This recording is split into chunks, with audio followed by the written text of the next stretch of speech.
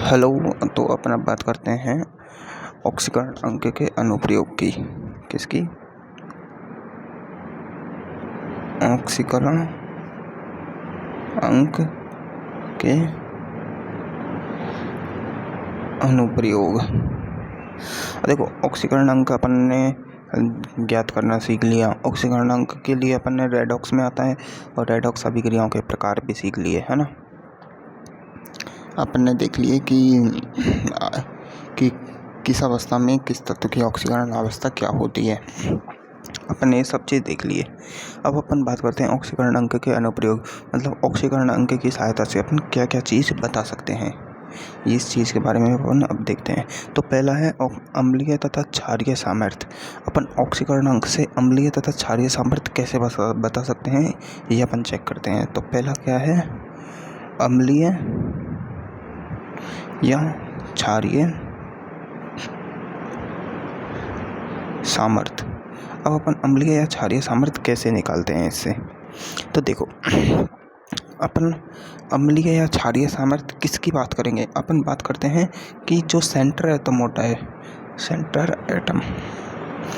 Atom यानी केंद्रीय परमाणु, जैसे H2SO4 में सेंटर एटम क्या है, S।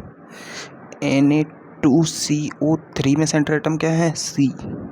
ऐसे अपन इस सेंटर एटम की बात कर रहे हैं। तो जैसे HCl में सेंटर एटम क्या है, Cl, है ना। तो अपन सेंटर एटम की क्षारीय सामर्थ्य या अम्लीय सामर्थ्य की बात करते हैं। तो पहले अपन देख लेते हैं कि अपन को पता है कि जो क्षार धातुएं होती हैं वो हमेशा +1 ऑक्सीकरण अवस्था दिखाती हैं। अपन को ये पता है क्षारीय मृदा धातु है जो हमेशा +2 ऑक्सीकरण अवस्था दिखाती हैं। तो कहीं ना कहीं क्षार जहाँ आ रहा है वो प्लस में आ रहा है ना, प्लस में आ रहा है ना। कहीं ना कहीं जो क्षार है वो प्लस में आ रहा है ना। लेकिन अपन देखते हैं कि क्षारीय मृदा धातु हैं जो ज़्यादा क्षारीय होती हैं या क्षार धातु हैं। तो हम देखते हैं कि क्षार धातु हैं वो ज़्यादा क्षारीय होते हैं। तो +2 चार्ज पर कम क्षारीयता है, +1 चार्ज पर ज़्यादा क्षारीयता है ना। तो अपन देखते हैं कि जो क्षारीय सामर्थ्य है वो समानुपाती है 1/व्युत्क्रमानुपाती है सेंटर एटम का ऑक्सीकरण अंक। अपन को इस चीज़ से कोई मतलब नहीं है कि प्लस में आ रहा है कि माइनस में आ रहा है। अपन देखते हैं कि अगर पहली बात तो अपन जो सामर्थ्य निकालेंगे वो तुलना में निकालेंगे। कैसा है, तुलना में ऐसे अपन किसी का ऑक्सीकरण अंक +3 है तो अपन नहीं बता सकते कि वो अम्ल है या क्षार है। अपन ऐसे बता सकते हैं कि +3 +2 +3 +1 इसमें से कौन ज़्यादा अम्ल है कौन ज़्यादा क्षारीय है, इसका अपन पता लगा सकते हैं। समझ में आ रहा है। तो अपन तुलना की बात कर रहे हैं। तो यहाँ पर जो क्षारीय सामर्थ्य है वो सेंटर एटम के ऑक्सीकरण अंक के व्युत्क्रमानुपाती है। मतलब ये बढ़ेगा तो ये घटेगा, ये अगर ये घटा तो ये बढ़ेगा, ये है सिस्टम। अब ऐसे ही अपन देखते हैं अम्लीय सामर्थ्य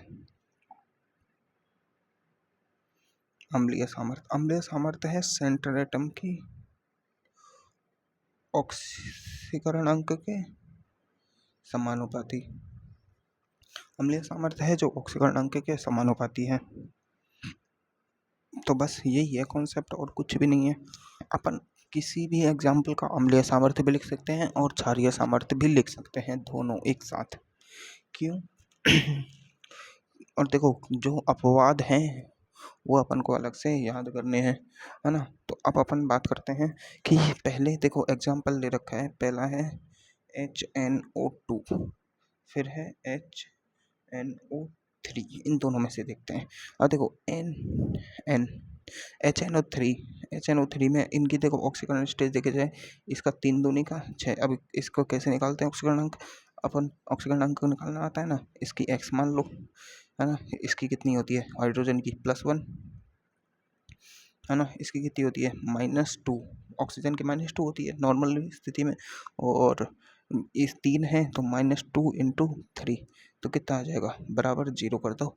अब ये 1 + x माइनस 3 दूनी 6 बराबर 0, x बराबर कितना आ रहा है +5, क्योंकि ये इधर जाएगा तो +6 हो जाएगा, ये इधर जाएगा -1 हो जाएगा, +5, तो इसकी तो +5 आ रही है और ऐसे ही इसकी +3 आएगी। तो किसके ऑक्सीकरणांक ज़्यादा है, इसका ऑक्सीकरणांक ज़्यादा है, इसका ऑक्सीकरणांक ज़्यादा है। तो अब इसमें अगर अम्लीय सामर्थ्य बताएं अपन, तो अम्लीय सामर्थ्य इसका ज़्यादा होगा। अगर इसमें क्षारीय सामर्थ्य बताएं अपन, तो अम्लीय सामर्थ्य का उल्टा इसमें ये होगा, क्योंकि क्षारीय सामर्थ्य व्युत्क्रमानुपाती है ना, तो इसका क्षारीय सामर्थ्य ज़्यादा होगा, इसका अम्लीय सामर्थ्य ज़्यादा होगा। ऐसे निकालते क्या अपन, कोई दिक्कत है नहीं। देखो अगला देखते हैं, H2SO3 और एक है H2SO4। H2SO3 में कितनी है ऑक्सीकरणांक +4, इसमें कितना है +6, है ना। तो +6 का अम्लीय सामर्थ्य इसका ज़्यादा, क्षारीय सामर्थ्य इसका ज़्यादा, है ना। अगला एग्जाम्पल देखते हैं अपन, अगला एग्जाम्पल बड़ा है थोड़ा, इधर देखते हैं। अब देखो ये क्लोरस एसिड वाला आ गया, अपन ने पिछली क्लास में देखा था ना, HClO, HClO2, HClO3, HClO4, ये इम्पोर्टेंट है, मोस्ट इम्पोर्टेंट है। तो अब इसमें क्या करते हैं देखो इसका कितना होता है +1, इसका कितना होता है +3, इसका कितना होता है +5, इसका कितना होता है +7, अपन ने निकालना सीख लिया था इनके स्ट्रक्चर से, है ना। ये सब क्लोरस एसिड है, इनके अपन ने ऑक्सीकरणांक निकालना सीख लिया था पिछली क्लास में, है ना। अब देखो अब इसका प्लस चार्ज बढ़ता जा रहा है, तो अम्लीय सामर्थ्य बढ़ता जाएगा। तो सबसे ज़्यादा अम्लीय कौन सा होता है HClO4, सबसे कम HClO, है ना। अब देखो ये सबसे ज़्यादा अम्लीय है, क्या है ये अम्लीय है ना, अम्लीय है ये। अब ये सबसे ज़्यादा अम्लीय है, तो ये किस में है अपने हायर में है, किस में है हायर में है। तो ये अपने हायर से कम ही जा सकता है, लोअर में जा सकता है, पर हायर से और ऊपर नहीं जा सकता। तो ये किसकी भांति व्यवहार करता है ऑक्सीकारक की तरह, ऑक्सीकारक की तरह। अब ये दूसरों का क्या करता है ऑक्सीकरण करता है, दूसरों का क्या करता है ऑक्सीकरण करता है, और खुद का क्या करता है ये अपचयन करता है ना, खुद का अपचयन करेगा। अब ये किस में है, ये अपने लोअर में है ना, ये अपने लोअर में, तो कहाँ जाएगा ये हायर में जाएगा। तो क्या करेगा ये अपचायक की भांति व्यवहार करेगा, अपचायक की भांति। अब ये अपचायक की भांति व्यवहार करेगा, तो खुद का क्या करेगा ये अपचयन, खुद का, वो दूसरों का क्या करेगा अपचयन, दूसरों का अपचयन करेगा, दूसरों का अपचयन करेगा, और खुद का क्या होगा इसका ऑक्सीकरण, खुद का। अब HClO का हमेशा क्या होता है ऑक्सीकरण, HClO हमेशा करता क्या है अपचयन, HClO हमेशा क्या है अपचायक। ऐसे ही HClO4 हमेशा क्या है ऑक्सीकारक, खुद का अपचयन करेगा हमेशा और दूसरों का ऑक्सीकरण करेगा। अब ये दोनों क्या है मिडल है, ये दोनों मिडल में है ना। अब ये दोनों मिडल में है, तो ये क्या देखेंगे, ये उभयधर्मी प्रकृति के होते हैं, उभयधर्मी होते हैं, यानी मतलब दोनों दिखाएंगे, ये अपचयन भी करेंगे, ये अपचायक भी है और ऑक्सीकारक भी है ना। और ये कौन सी रिएक्शन दिखाएंगे, ये कौन सी रिएक्शन दिखाएंगे, लास्ट वाली अपन ने पढ़ी थी ना, कौन सी रिएक्शन थी वो, प्रतिस्थापन अभिक्रिया, नहीं नहीं नहीं प्रतिस्थापन नहीं, विघटन, विघटन थी क्या, असमानुपातन थी, कौन सी थी असमानुपातन। तो ये दोनों असमानुपातन अभिक्रिया दर्शाएंगे।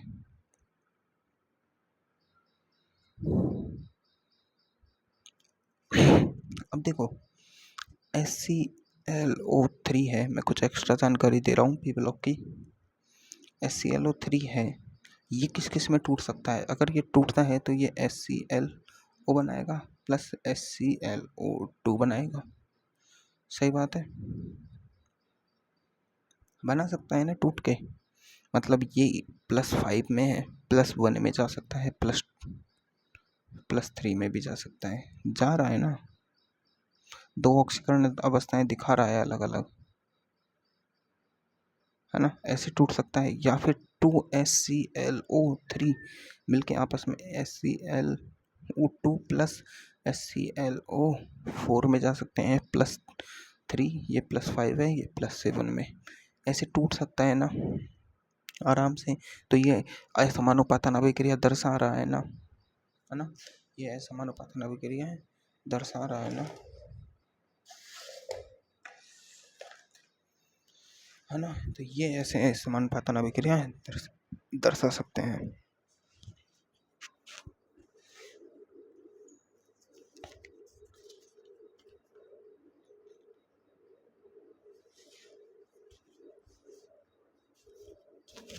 अब अपन देखो नेक्स्ट एग्जाम्पल है, ये इम्पोर्टेंट एग्जाम्पल है, इसको अपन को रटना है। क्या है? रटना है H3PO4 H3PO3 और H3PO2। ये है ना, ये एग्जाम्पल अपन पी ब्लॉक में पढ़ेंगे, पी ब्लॉक में डिटेल में पढ़ेंगे, है ना। यहाँ याद रख लो इनकी अम्लीय सामर्थ्य ऐसे होती है। अब देखो अम्लीय सामर्थ्य ऐसे होती है, ये गलत है, क्योंकि देखो मैंने स्ट्रक्चर बताई थी, अब इस सबकी स्ट्रक्चर बताता हूँ मैं। P 4 O है, 1 2 3 4, है ना। तो एक डबल बॉन्ड O, एक OH, एक OH, एक OH। अब ये कितने H प्लस दे रहा है? 1 2 3, 3 H प्लस दे रहा है ना। तो इसकी क्षारकता कितनी है? 3 क्षारकता है इसकी, है ना। और देखो -2 + 2 -1 + 1 -1 + 1 -1 + 1 कितना हो गया ये? 2 और 3 5, यानी ऑक्सीकरण अवस्था 5, है ना।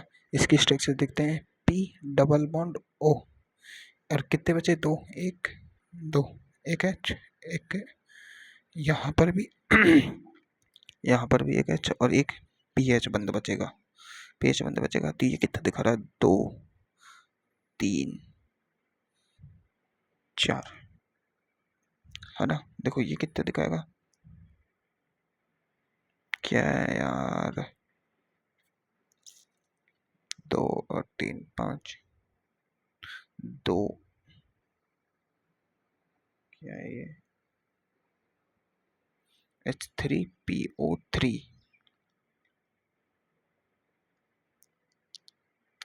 1 2 3 +3 ऑक्सीकरण अवस्था दिखाना चाहिए ये। H3PO4,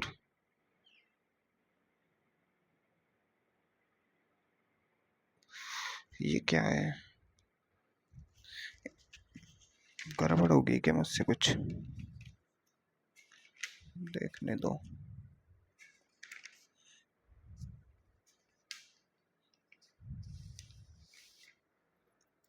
ऑक्सीडेशन स्टेज निकालने में मुझसे कोई गड़बड़ हो रही है क्या?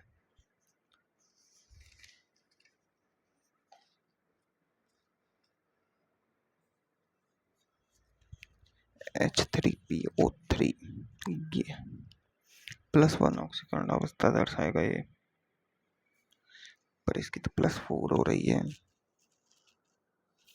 1 -1 +1 -1 +1 -1 और ये -2, ये +2, 4 दिखा रहा है ये। 4 क्या दिखा रहा है ये? इसकी +3 होती है ऑक्सीकरण अवस्था, इसकी +1 होती है।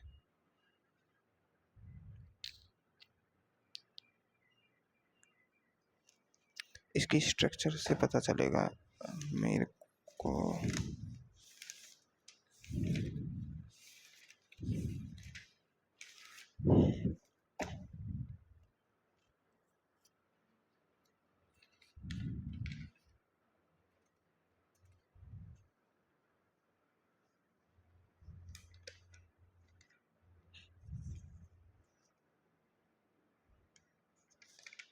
अरे यार क्या दिक्कत आ गई है, +3 ऑक्सीकरण अवस्था दिखाएगा। इसकी +5 होती है, ठीक है, इसकी +3 होती है, इसकी +3 होती है इसकी।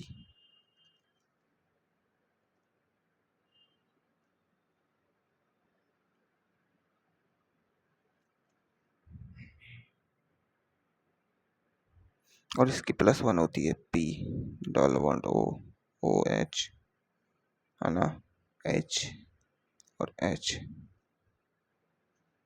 इसकी +1 होती है ऑक्सीकरण अवस्था, +1। ये मैं देख के बता दूंगा कैसे होती है। हाँ, इसकी +5 होती है, इसकी +3 होती है, इसकी +1 होती है। ये रेजोनेंस के कारण होती है। किसके कारण? अब देखो, ये वाली मैं बता दूंगा देख के, है ना, टाइम की बर्बाद करना नहीं आ रही है तो, है ना। तो इसमें अपन देखते हैं, तो ये इसमें ना, अब देखो इसकी ज़्यादा ऑक्सीकरण अवस्था है तो अम्लीय सामर्थ्य ज़्यादा होना चाहिए, इसका क्रम होना तो ये चाहिए था, मतलब H3PO4 H3PO3 H3PO2। अब इसमें देखो अम्लीय सामर्थ्य देखें तो इसकी +5 ऑक्सीकरण अवस्था है, इसकी +3 है, इसकी +1 में है ना। होना क्या चाहिए था? होना तो ये चाहिए था कि प्लस जिसके सेंट्रल एटम के ऑक्सीडेशन नंबर ज़्यादा है वो उतना ही ज़्यादा अम्लीय होना चाहिए था। लेकिन होता क्या है, ये वाला क्रम होता है। क्यों? क्योंकि इसकी रेजोनेंस के कारण, ये रेजोनेंस के कारण होता है। और ये है ना, पी ब्लॉक पी ब्लॉक में इसको अच्छे से समझते हैं, है ना, यहाँ रटने आए हैं बस इसके। अब देखो, जैसे अगला देखो, क्षारीय सामर्थ्य का क्रम देखते हैं, है ना। NaOH MgOH का होल ट्वाइस और AlOH का होल थ्राइस।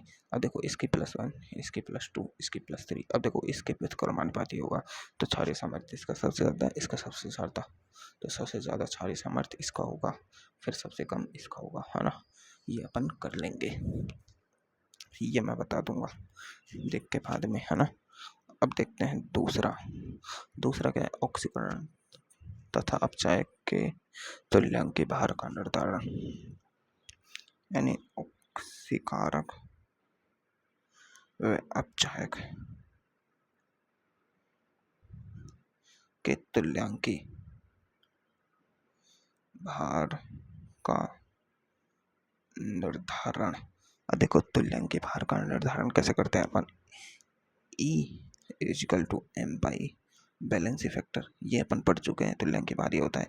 अब बैलेंस फैक्टर देखो, अम्ल का, क्षार का, आयन का, है ना, तत्व का, परमाणु का, इन सब का मैंने निकालना सिखाया है आपको, है ना, निकालना सिखाया है। तो अपन उसके हिसाब से बता देंगे तुरंत, है ना। मैंने जो तुल्यांक के बाद निकालना सिखाया है उसके हिसाब से। और यहाँ पर भी एक परिभाषा दी है कि जो, मतलब ये वैलेंसी फैक्टर क्या है? ये इलेक्ट्रॉनों की संख्या ही तो है। अम्ल देखो H2SO4 H2SO4। अब इसमें इसका बैलेंस फैक्टर कितना होता है? 2 होता है, तो E = हो जाएगा इसका m/2, है ना। अब देखो अपन देखें तो H2SO4 ये है ना, SO4 - 2 + 2H दे रहा है, मतलब 2 इलेक्ट्रॉन। कितना इलेक्ट्रॉन? 2 इलेक्ट्रॉन। और अपन ये m के क्या लेते हैं? इसका मोलर मास मतलब एक मोल का मास, एक मोल का मास ही तो लेते हैं अपन। ये H2SO4 का 98 होता है, एक मोलर मास अपन ने पढ़ा था ना, मोल में 98 होता है।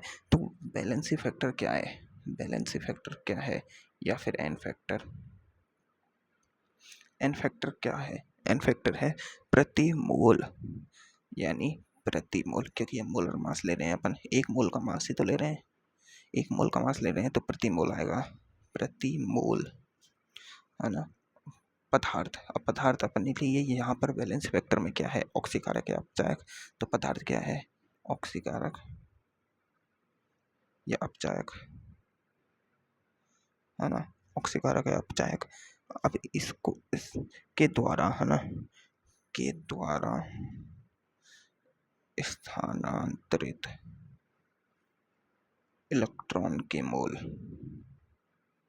इलेक्ट्रॉन के मोल यानी देखो, 1 मोल H2SO4 लेंगे, वो 1 मोल ही ये SO4 - 2 बनाएगा, लेकिन 2 मोल H+ निकालेगा। रश्मि गणितीय गुणांक के हिसाब से 2 मोल H+ निकालेगा। तो कितने इलेक्ट्रॉन निकाल रहा है ये? इलेक्ट्रॉन या प्रोटॉन एक ही बात है ना, जितने इलेक्ट्रॉन निकलेंगे उतने ही प्रोटॉन बनेंगे। तो कितने मतलब निकाल रहा है? 2 मोल। 2 मोल 2 मोल। तो ऐसे ही कि मोल। तो ये वैलेंसी फैक्टर की परिभाषा मैंने बिल्कुल खोल के समझा दी है, अपन को बस यही करना है। अब देखो,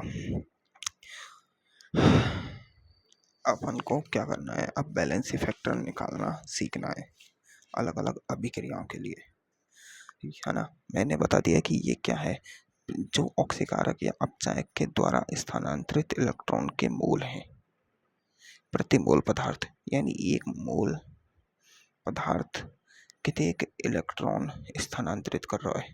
कितना? 2 मोल, 4 मोल, 5 मोल, सीधी सी बात है ना। तो अपन अब देखते हैं कि संतुल वैलेंसी फैक्टर या एन फैक्टर निकालते कैसे। देखो, मैंने ये बताया है, ये वाला तरीका गलत नहीं है जो अपने पहले पढ़ा है, ये एन फैक्टर निकालने वाला, वैलेंसी फैक्टर निकालने वाला।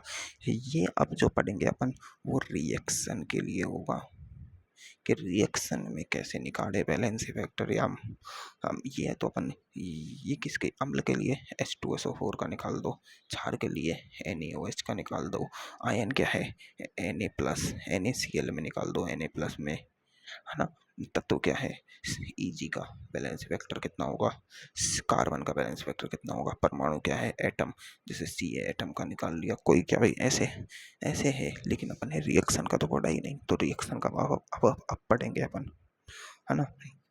तो बैलेंस फैक्टर क्या है?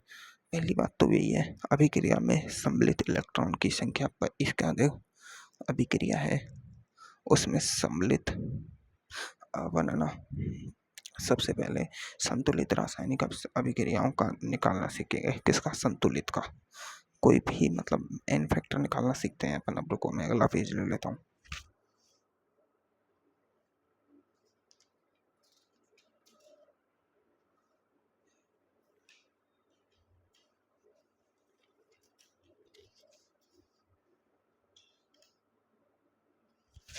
मैं अगले पेज बताता हूँ, पहला अपन देखते हैं।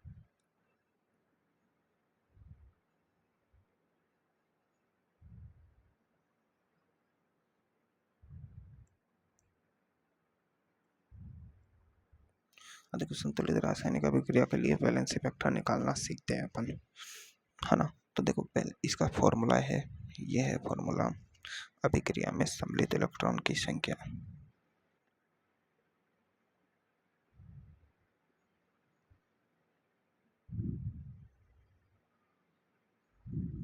बटे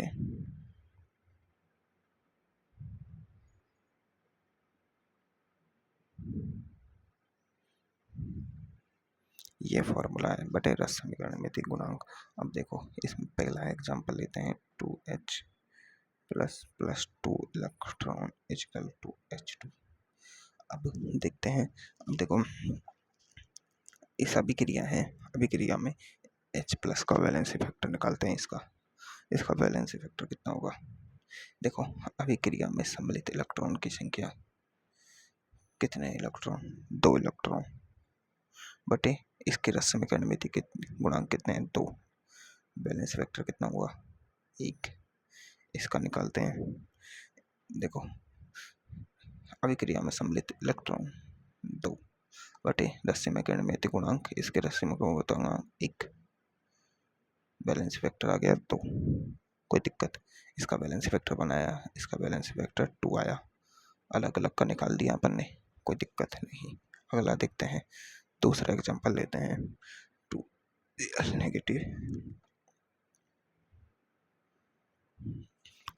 इसका बैलेंस फैक्टर देखो, अभिक्रिया में सम्मिलित इलेक्ट्रॉन की संख्या, अभिक्रिया में सम्मिलित इलेक्ट्रॉन कितने हैं? 2 बटे रश्मि गणितीय गुणांक 2, बैलेंस फैक्टर 1। इसका देखो, बैलेंस फैक्टर निकालते हैं, अभिक्रिया में सम्मिलित इलेक्ट्रॉन 2 बटे इसका वैल्यू समीकरण मध्य गुणांक एक बैलेंस वेक्टर एक नहीं दो दो है ना, ऐसे निकाल देंगे अपन, कोई दिक्कत मेरे हिसाब से तो नहीं आनी चाहिए। एक रिएक्शन देखते हैं, चलो इधर 2H2O is equal to O2 plus 4H plus 4 electron, ठीक है 4 इलेक्ट्रॉन निकल गए। अब देखो इसका निकालते हैं बैलेंस वेक्टर, तो इलेक्ट्रॉन कितने हैं, सम्मिलित कितने इलेक्ट्रॉन है 4, दो बैलेंस वेक्टर, तो इसका 4 बटे 1 कितना 4, इसके 4 बटे 4 बराबर 1, इसका बैलेंस वेक्टर है ये, इसका बैलेंस वेक्टर है ये, इसका बैलेंस वेक्टर है, कोई दिक्कत मेरे हिसाब से नहीं होनी चाहिए, है ना। जिसका बैलेंस वेक्टर पूछा जाए उसका तुरंत निकाल दो, कोई दिक्कत नहीं है मेरे हिसाब से। अब देखो अब अपन बात करते हैं असंतुलित अभिक्रियाओं के लिए। असंतुलित, ये देखो संतुलित अभिक्रियाओं के लिए था पहला वाला, असंतुलित अभिक्रिया के लिए वैलेंसी फैक्टर। अब देखो मैं ये आपको सिखा रहा हूँ ना कि वैलेंसी फैक्टर निकालना, क्वेश्चन डायरेक्ट आता है, रिएक्शन दे देगा, ये वाली पूछेगा इसमें Cl2 का वैलेंसी फैक्टर कितना है। अब अपन को पता है कि ये ये संतुलित रासायनिक समीकरण है, इसका वैलेंसी फैक्टर ये होगा, ऐसे अपन को पता होना चाहिए, ठीक है। अब देखो ये कोई रिएक्शन है Fe+2 से जा रहा है Fe+3 में, ये रिएक्शन दे दी अपन को। अब ये रिएक्शन दे दी ना, तो इसका बैलेंस फैक्टर क्या होगा, इसका बैलेंस फैक्टर होगा कितने में चेंज आ रहा है, +2 से +3 +1 का बैलेंस फैक्टर, कोई दिक्कत इसमें तो अपन आराम से कर देंगे, है ना। देखो NO2 से जा रहा है NO2 से जा रहा है NO2-1 में। अब देखो ये n पे कितना है बैलेंस वेक्टर, इसका देखो इसका कितना आ रहा है +4, इसका कितना आ रहा है 2 दूनी 4, 4 में से 1 गया, +3, अंतर कितने का आ रहा है 1 का, तो बैलेंस वेक्टर कितना हो गया 1, कोई दिक्कत मेरे हिसाब से नहीं होनी चाहिए। ऐसे ही SO3-2 से जा रहा है SO4-2 में। अब देखो SO3-2 यानी 3 दूनी का 6, 6 में से 2 गए तो +4, 4 दूनी का 8, 8 माइनस 2 कितना गया +6, +4 से +6 में गया वैलेंसी फैक्टर 2। अपन को ये नहीं देखना कि इधर ज़्यादा है कि इधर कम है कि इधर ज़्यादा है, अपन को अंतर चेक करना है बस, सिर्फ अंतर, है ना। देखो अगला देखो Cl नेगेटिव से जा रहा है Cl2, है ना, इसमें कितना है Cl-1 में, इधर कितना है 0 में, तो अंतर कितना का 1 का, वैलेंसी फैक्टर 1, अंतर चेक करना है अपन को ऑक्सीकरण स्टेज का, है ना। इधर देखो NH3 से जा रहा है N2, NH3 में N कितने में है -3 पे, और इसमें 0 में तो कितने का अंतर आ गया 3 का, वैलेंसी फैक्टर कितना हो गया 3, कोई दिक्कत नहीं। MnO4 देखो ये KMnO4 है, KMnO4 की तरह ही तो है, ये -1 की जगह आ गया, तो इसमें Mn कितने पे होता है +7 में, किसमें +7 में, है ना, 4 दूनी 8, 1 घटाया +7, इसमें जाएगा Mn+2 में, Mn+2 मतलब +2 में। अब कितने का आ रहा है बैलेंस फैक्टर, यहाँ पर कितने का अंतर आ रहा है 5 का, है ना। अगर MnO4- से जाता है Mn प्लस,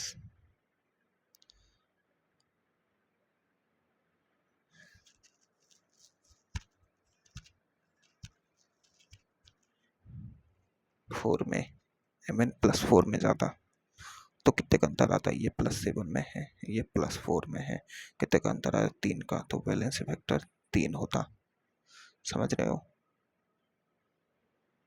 समझ रहे हो ना। अगर Mn+ से +6 में जाता तो अंतर आता ये 6 में, ये प्लस, बैलेंस फैक्टर 1, तो Mn का ऑक्सीकरण Mn का बैलेंस फैक्टर कितना हो सकता है 5 हो सकता है, 3 हो सकता है, 1 हो सकता है, 531 कोई सा भी हो सकता है, 5, 3, 1, ये देखो इसका एक ट्रिक होती है, ये अम्लीय माध्यम में, ये क्षारीय माध्यम में, ये उदासीन माध्यम में, Mn, है ना, ऐसे होता है। हाँ, वो मैं बताऊंगा बाद में जब अपन KMnO4 की वो पढ़ेंगे ना, केमिस्ट्री।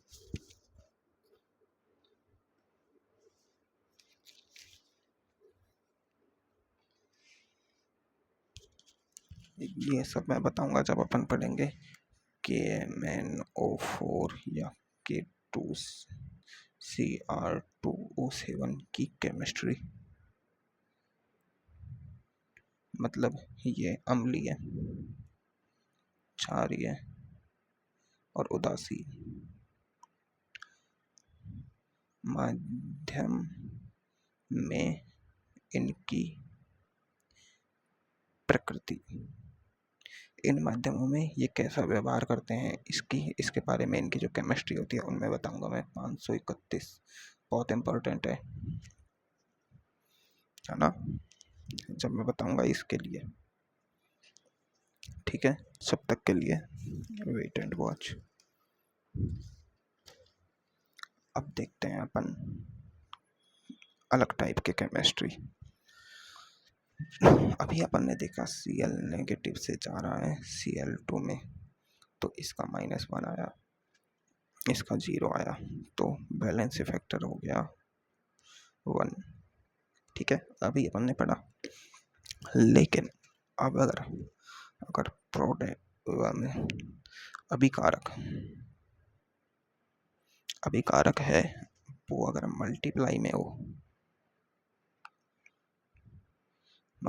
हो, जैसे 2 3 4 5 ऐसे नंबर में हो मल्टीप्लाई में, है ना, तो कैसे निकाले वैलेंसी फैक्टर। जैसे Cl2 से बन रहा है Cl नेगेटिव, ठीक है, मल्टीप्लाई में आ गया ना Cl, 2 के मल्टीप्लाई में, तो इसका बैलेंस फैक्टर निकाल लेंगे कैसे। देखो 2 है, ये Cl है किस में इस टाइम 0 में, तो 0 0 2 बार लिखो। ये किस में -1, इसका योग कितना आया 0, इसका योग कितना आया -2, तो वैलेंसी फैक्टर हुआ इसका 2। ठीक है, अगर मल्टीप्लाई में हो अभिकारक तो कैसे निकालना है वो सीख रहे हैं अपन अब, है ना, वो ये अपन को ध्यान रखना है। जैसे N2 मल्टीप्लाई में है और बना रहा है NH3, अपन ये पहले पढ़ा था, लेकिन ये 0 0 में है, ये -3 इसका हो गया -6, इसका 0, तो बैलेंस फैक्टर हो गया 6। बैलेंस फैक्टर प्लस माइनस नहीं होता, ठीक है, प्लस माइनस नहीं होता है बैलेंस फैक्टर नंबर होता है, और कितने भी हो सकता है, 0 से लेकर 100 तक कितना भी हो सकता है, 100 1000 2000, बैलेंस फैक्टर की कोई लिमिट नहीं है। ठीक है, अब देखो और देखते हैं अपन, जैसे अपन देखते हैं C2O4 - 2, है ना, ये ऑक्सीलेटो से बन रही है CO2। ये देखो कार्बन मल्टीप्लाई में आ गया C2O4, अब इसमें कार्बन देखो 4 दूनी 8 और ये -2 बचा कितना 6, और ये 2 2 के हिसाब से गया तो +3 बचा इसका ऑक्सीकरण स्टेज, तो इस +3 और +3 कितना हो गया +6। इधर देखो कार्बन किस में +4 में, तो +4 कितना आ गया 8, अंतर 2 का, बैलेंस फैक्टर 2। कोई दिक्कत मेरे हिसाब से नहीं होनी चाहिए, अपन को अंतर निकालना है बस, है ना। अब देखो ऐसे ही जा रहा है Cl2 से ClO3 नेगेटिव, ClO3 मतलब ClO3 वाला आ गया ना, इसकी कितनी होती है ClO3 की बैलेंस फैक्टर कितनी होती है ClO3 का +5, तो किस में 0 से जा रहा है +5 कितना 10, बैलेंस फैक्टर अंतर कितने का है 10 का, बैलेंस फैक्टर 10, कोई दिक्कत नहीं। अब देखो Cr2O7 - 2 किस में जा रहा है Cr+3 में जा रहा है, किस में जा रहा है 2 बार, किस में, ये देखो O7 7 दूनी का 14 माना, और ये गया 2 बचा 12, है ना, और 12 को कितने बार है 2, तो डिवाइड बाई 2 6, +6 में ये है ना, +6 दो बार है, प्लस दो बार इधर +3 कितना हो गया 6, ये हो गया 12 वैलेंसी फैक्टर 6। वैलेंसी फैक्टर कितना आ रहा है 6। कोई दिक्कत मेरे हिसाब से नहीं होनी चाहिए, है ना। P4 से जा रहा है PH3 में, कितना जा रहा है 4 से, 4 टाइम 0 0 0 4 बार 0, और PH3 -3 में, है ना। तो -3 -3 -3 -3 कितना 4 दिए 12 बैलेंस फैक्टर 12, अंतर 12 का है ना, इसलिए कोई दिक्कत मेरे हिसाब से मैंने इतने सारे एग्जांपल्स करा दिए हैं, हमें कोई दिक्कत नहीं होनी चाहिए। अब देखो P4 जा रहा है H2PO2 -1 में, H2PO2 -1 इसका ऑक्सीकरण होता है +1 होता है, इसका +1 +1 +1 +1 4 बार, इसका 0 0 0, इसका 0, इसका +4 बैलेंस फैक्टर आ रहा है कितना, इसका बैलेंस फैक्टर कितना आ रहा है 4, है ना। अब देखो ये है अपने पास FeC2O4, है ना। तो ये क्या रह रहा है Fe+3 +CO2। देखो Fe है जो गया Fe, देखो CO4 अपन ने अभी पढ़ा है कि जो CO4 होता है वो -2 चार्ज का होता है ना। तो इस पर +2 आ रहा है, +2 से गया +3 में, इसका बैलेंस फैक्टर 1, अंतर एक आया, ये -2 से गया, ये इसमें किस में है 4 दूनी 8, 8 2 गया 6, +3 में ये कार्बन, है ना। +3 से जा रहा है +4 में, +3 से +4 में जा रहा है, बैलेंस फैक्टर कितना आ रहा है इसका बैलेंस फैक्टर कितना आ रहा है, देखो। अब देखो ये जा रहा है इससे इसमें, CO2 में बैलेंस फैक्टर यहाँ पर कितना आया था 2, कितना आ रहा था 2, इसका 2 आया था, तो बैलेंस फैक्टर इसका कितना होगा 2। अब देखो टोटल बैलेंस फैक्टर कितना होगा 1 + 2 = 3, इसका समझ नहीं आया, ये मैं दोबारा करके दिखाता हूँ।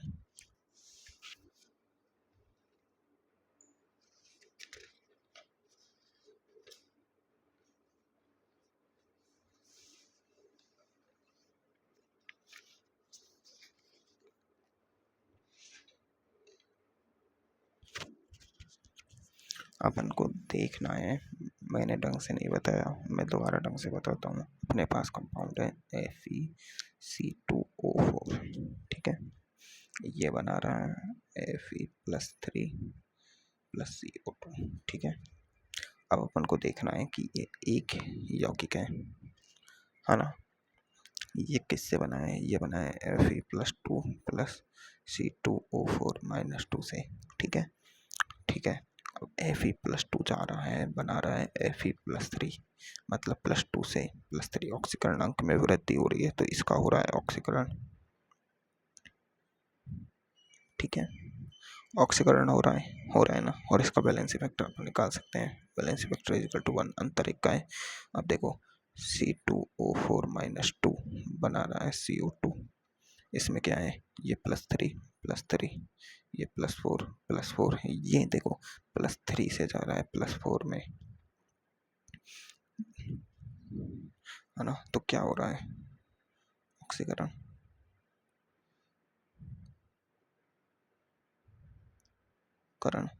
है ना, ऑक्सीकरण हो रहा है ना ऑक्सीकरण, है ना।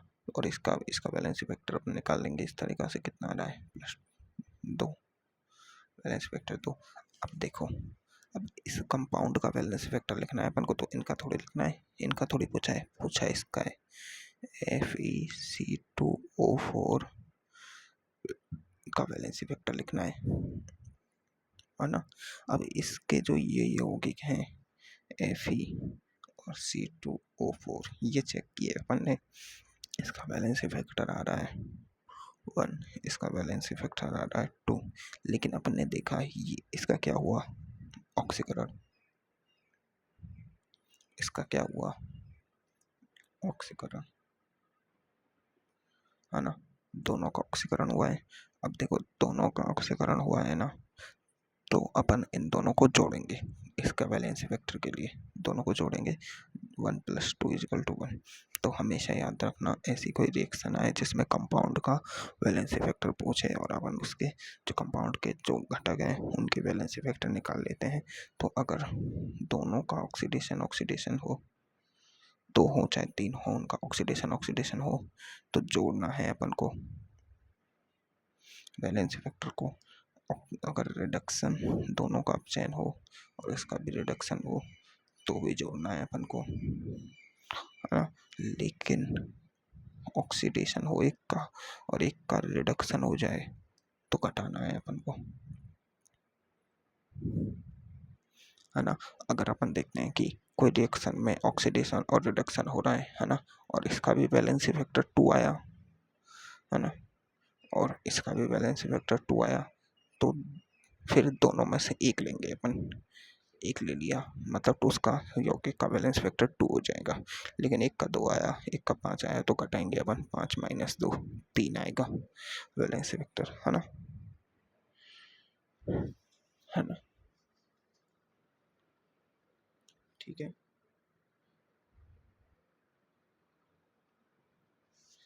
ठीक है।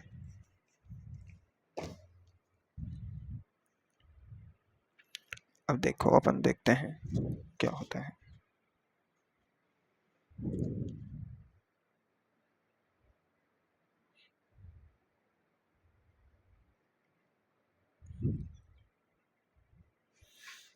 अब कुछ एग्जांपल्स हैं, उनको करके अपन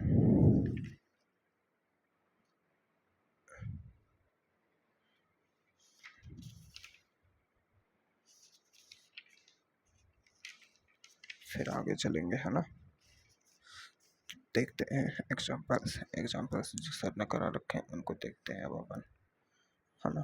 तो एक है, पहला एग्जांपल है Fe2 से बन रहा है O2 की उपस्थिति में Fe+3 + SO2। अब इसका FeS2 का मोलर मास दे दिया m। इसका तुल्यांक के बाहर निकालना है अपन को, ई निकालना है, इसका क्वेश्चन है ये। तो अपन को अब FeS2 से काम करना है ना। अब देखो Fe इसमें क्या है, +2 में, +2 से क्या है Fe+3 में, वो क्या है, ऑक्सीडेशन हुआ है, ऑक्सीकरण की वृद्धि, ऑक्सीडेशन बैलेंस फैक्टर 1। ठीक है, S2 - 2, है ना, S2 - 2 से जा रहा है ये SO2 4 + 4 में। इसमें किस में ये किस में है, S2 - 2 -1 में। क्योंकि देखो S2 का तो 0 होगा, लेकिन चार्ज भी तो है -2 चार्ज भी तो है ना। देखो S2 का निकालते हैं -2। अब देखो चार्ज को अपन हमेशा बाहर लिखते हैं -2, है ना। इसका कितना है, 0, है ना। ये 2 के लिए है, 2 के लिए 2x, x निकालते हैं इसका, है ना, 2x। तो x बराबर कितना आ रहा है, -1, यही तो आया 2x। ऐसे निकालेंगे तो इसका -1, इसका -1, इसका +4, इसका +4, बैलेंस वेक्टर कितना आ गया, 2 और 8, बैलेंस वेक्टर कितना आया, 6। अंतर तो यही है ना, अंतर तो यही है ना। अरे नहीं नहीं नहीं नहीं नहीं नहीं नहीं नहीं नहीं, ये जुड़ेंगे, अंतर निकालना है अपन को, अंतर, अंतर ये 10 होगा, ये गलती कर दी मैंने, 10 होगा, क्यों, क्योंकि ये -2 में है और ये +8 में है। +8 से -2 का अंतर 10 का है, 10 का अंतर है इन दोनों का, 6 का अंतर नहीं है। ये बात अपन को ध्यान होनी चाहिए, 6 का अंतर नहीं है, 10 का अंतर है। तो इसका बैलेंस फैक्टर 1, इसका बैलेंस फैक्टर 10। अब देखो दोनों में ऑक्सीडेशन, ये माइनस से प्लस में गया, ऑक्सीकरण की वृद्धि, ऑक्सीडेशन, दोनों का ऑक्सीडेशन हुआ है, तो इसका बैलेंस फैक्टर कितना है, 10। तो इसका बैलेंस फैक्टर कितना हो जाएगा, इसका टोटल बैलेंस फैक्टर आएगा, क्योंकि दोनों का ऑक्सीकरण हुआ है, तो 1 + 10 11। तो इसका ई आएगा m/11। ठीक है, निकाल देंगे अपन आराम से। अगला देखते हैं।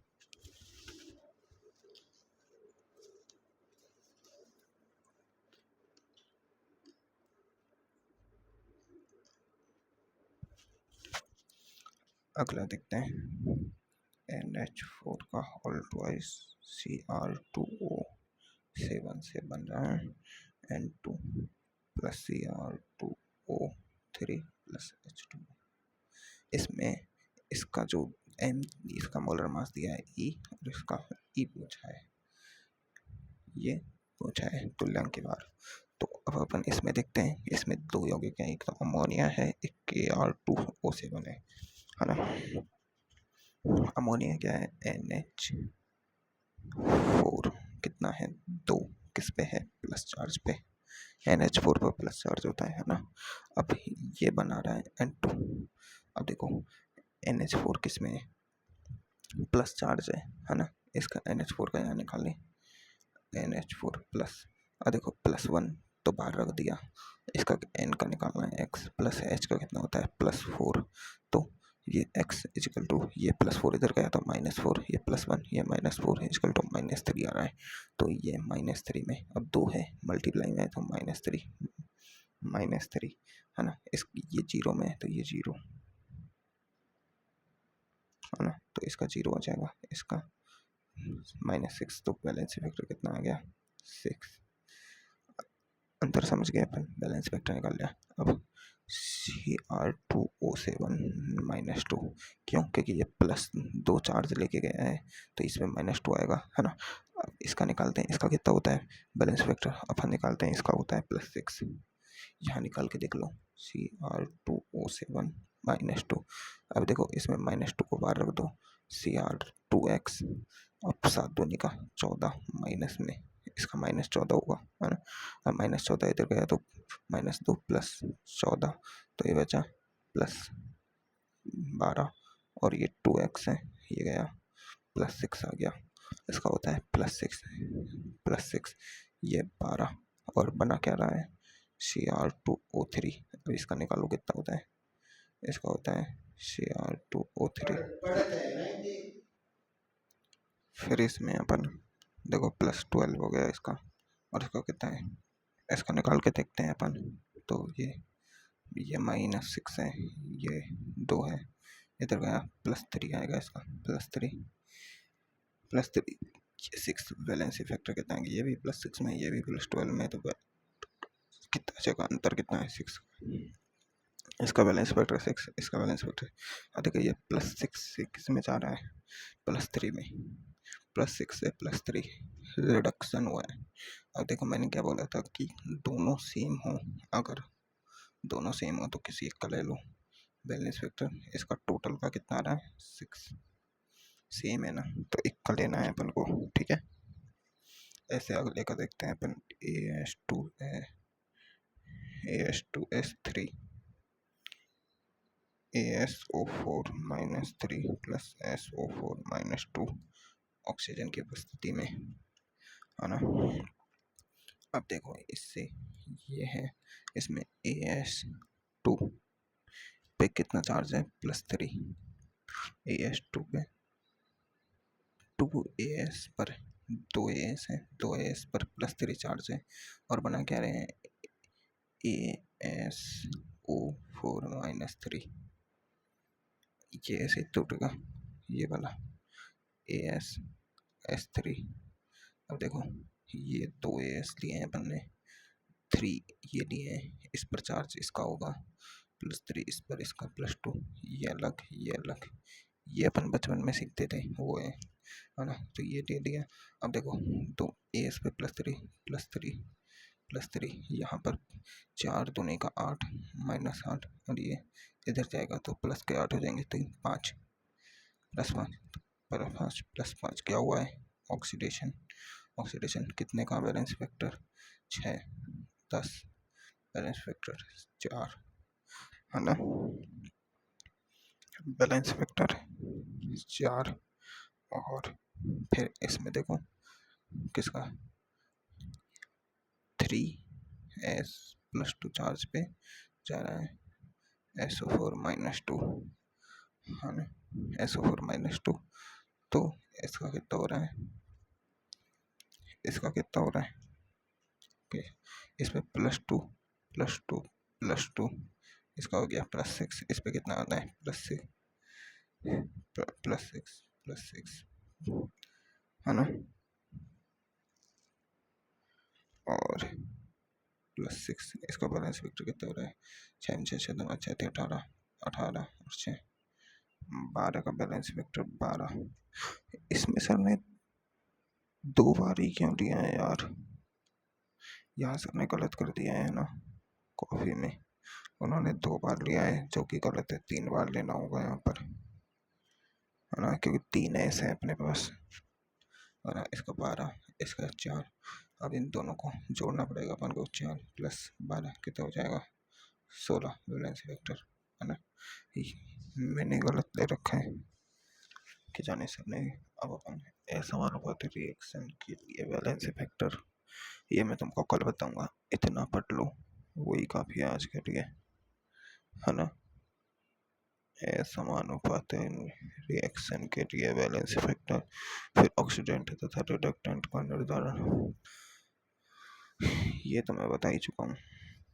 और OH2O2 का व्यवहार पढ़ेंगे, K2CR2 का व्यवहार पढ़ेंगे, इनके व्यवहार पढ़ने के बाद फिर अपन रेडॉक्स अभिक्रियाओं को संतुलित करना सीखेंगे और फिर अपना चैप्टर ख़त्म। चलो।